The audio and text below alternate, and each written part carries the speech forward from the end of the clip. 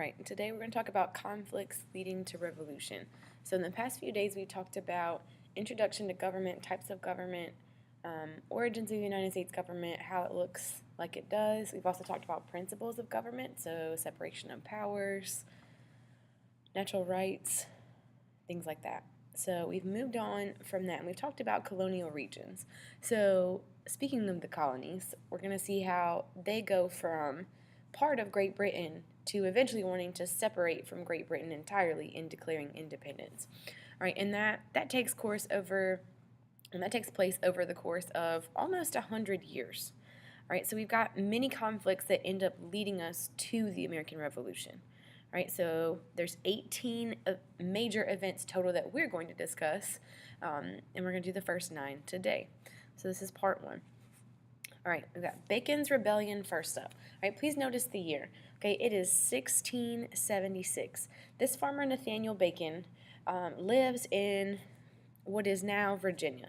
All right, and he lives in the mountains. Right, and so do many Native American tribes at this point because they were here first.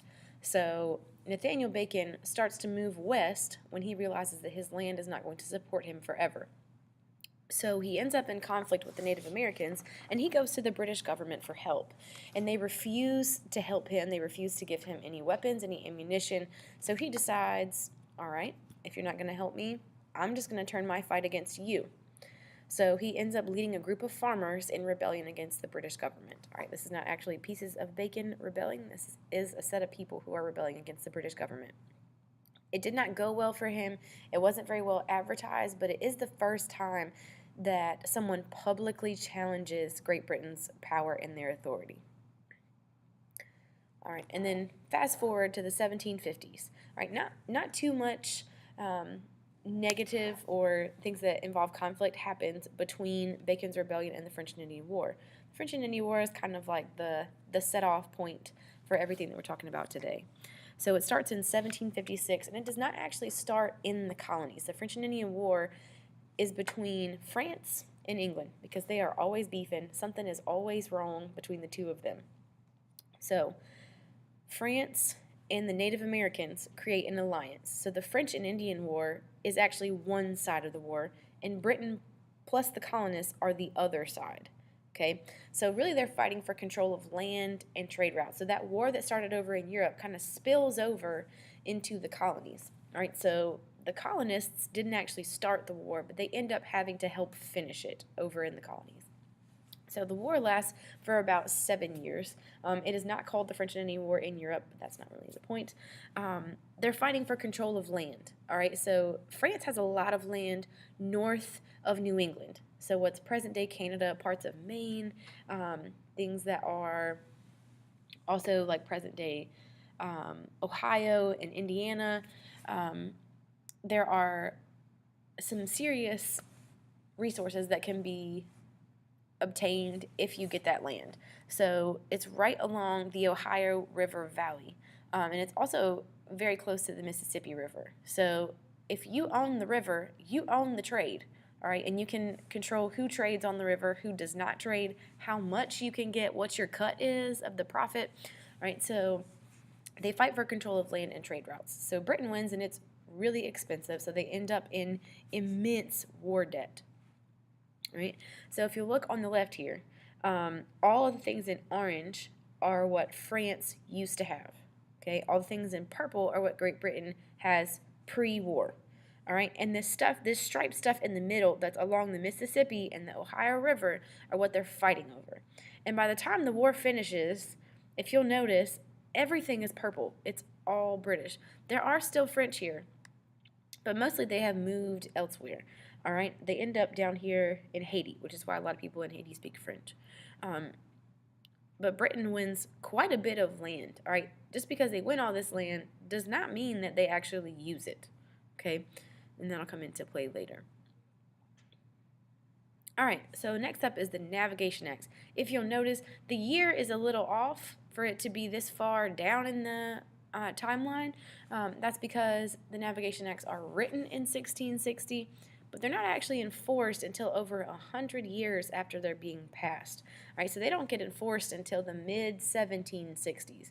All right, so the Navigation Acts themselves say that all colonial ships must stop in British harbors first before going anywhere else.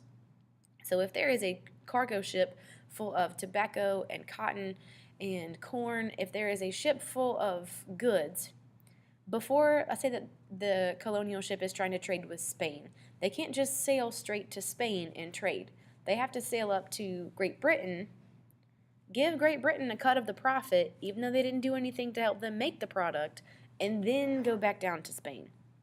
Okay, so this enforces mercantilism. All right, so wealth is measured in gold here, and colonies like us are producing raw materials for the mother country. All right, and we want to export more than we import, but Great Britain is definitely getting their cut every time. Right, the issue is that colonists ignore it and just don't go to the ports because they can just go straight to Spain and get more profit. All right. So this ends up being salutary neglect. All right, this is why it's not enforced for over 100 years after it's being passed, because what the colonists are producing is not making the king enough money to draw him enough notice. All right, next up is our Treaty of Paris and Proclamation Line of 1763. The Treaty of Paris is the one that ends the French and Indian War. So it stops the beef, at least for now, between England and France.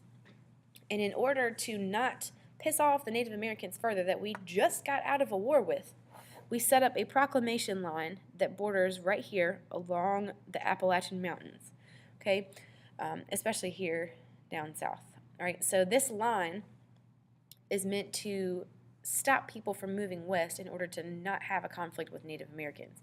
Now, the issue with this line is that there is no physical line anywhere. So if you're walking through the forest in the mountains of North Carolina, there is no line drawn in the ground. There's no little trench, there's no ditch, there's no signs that say you can't go west of this. You're not going to know that you've crossed it and you've gone into Native American territory until you are staring a Native American in the face, probably looking at the wrong side of a bow and arrow, all right? So the issue with the proclamation line is that people don't really follow it. There's no physical line for them to follow. It's almost like a line of scrimmage. So if you are at all informed about football, there's a line of scrimmage that neither side can cross until the whistle is blown. All right, so offense and defense, they set up. Neither one of them can jump across the line until the whistle is blown because it's not fair. All right, there is no line of scrimmage drawn anywhere, just like there's not one really drawn on the field. The little yellow line that you see on TV is not actually painted on the field. Right? This is the same way with this proclamation line. It's there in people's minds, but it's not there physically, so it's kind of hard to enforce. All right, next up we start with the taxes. We are in serious war debt, all right? King George III is scrambling to get some funds back for England. So he decides to put a tax on not only people who are living in England, but people who live in the colonies. And we've got an issue with this, okay? This Sugar Act, obviously, is a tax on sugar. This affects wine, this affects textiles, coffee production, and indigo. Okay, indigo is a purpley type of flower, and it was mainly used for dyes back then. So to dye clothing or carpets or like curtains and stuff like that. So the Sugar Act, which comes out in 1764, all right, currently we are 12 years away from full independence, all right. It's the first tax that actually raises money to put back in the king's pocket and pay off the war debt instead of regulating trade. So the Navigation Acts, their goal was to regulate trade and say who you could and could not trade with and make sure that England got their cut before you went to make your own money. Right? This tax, however, is just straight up to raise the funds in the bank. Okay, so our first couple of taxes are tea and sugar, and this is King George III. All right, next up is the Quartering Act in 1765. This means that the troops stay in the homes of colonists, as in their quarters, regardless of their consent. All right, so they don't want them in their house. I wouldn't want some military personnel in my house, not because I don't respect them, but because in this day and age, in colonial times, when this happened, they would have to pay for them. So the colonists would have to pay for everything that they got We're talking food, clothing, shelter. If any of their clothing needs to be repaired or sewed, the lady of the household would have to do all of that for them. I don't know if y'all have met anybody in the military. I've got a couple cousins who are in the military. I don't know if you've ever seen them eat before. They can eat for 3 people at one time. It's ridiculous. I would not want to pay to sustain somebody in my house that I did not want in my house. All right? So the Quartering Act is very uncomfortable for colonists, and they feel like they're being punished for just being in the colonies. All right? They're like, well, why are you staying in my house? We've already finished the war. Why are you here? Okay?